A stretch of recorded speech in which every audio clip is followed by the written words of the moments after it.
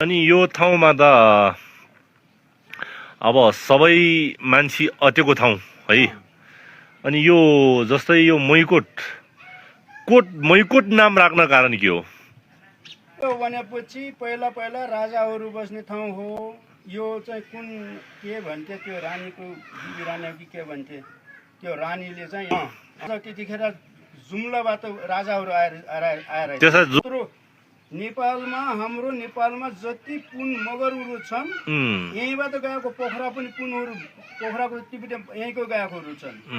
अनि त्यो उत्तम पुन भन्नेहरू छन् नि यहीँबाट गएको पुनहरू धेरै जस्तो पुन मगरहरू यहाँबाट गए। अनि महावीर पुन पनि यहीँको हो? यहीँकै हो बेनी हो। पुनको उत्पन्न यहीँबाट नै हो। बरु चाहिँ हामी के छ भनेपछि जस्तो पारी हुकुममा छन् यिनी बुढाहरू नेपालमा फेरि बुढाहरूको ठाउँ फेरि पोखराबाट निक्लेको भनेर भन्थे।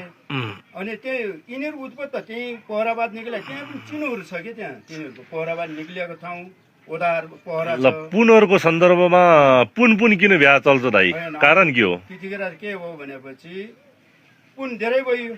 अब अरू ठाउँबाट बिहा गर्ने अब ठाउँ छैन कि पाउँदैन।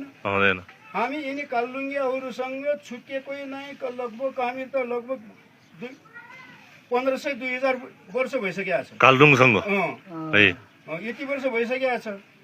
अनि फेरि पछि फेरि यही पुन मध्येमा फेरि तपाईँहरूको कालुङ्गे पहिला छुट्यो, त्यसपछि यिनी दरगाउँले र कान्छा पराल छुट्यो। यिनीहरू धेरै बगाल भइसक्यो। लास्टमा छुटेको हामी चाहिँ यो कोतेरा र बारगर हो हामीहरू। अनि वरिपरिको ल्याउने चलन थिएन? हुकाम थियो, रनमा थियो, पेलमा थियो। वरिपरि पहिला संस्कार राम्रो थिएन।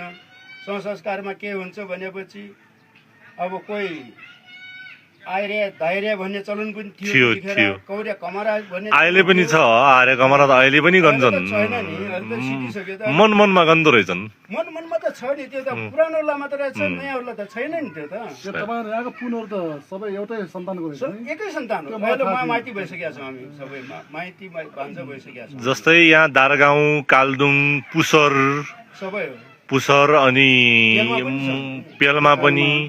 अनि त्यसो भएपछि यो त धेरै अपराधी क्रियाकलाप भयो पुन बिहा गर्ने भनेको त हो। अब के गर्ने त आफ्नो आफ्नो जातमा खास त कोटको जो बस्ती अहिले त ठुलो बजार देश विदेशले चिनेको छ, संसारले चिनेको छ भन्नु न।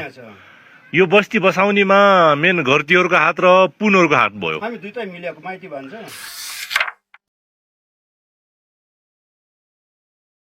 Subscribe to my channel.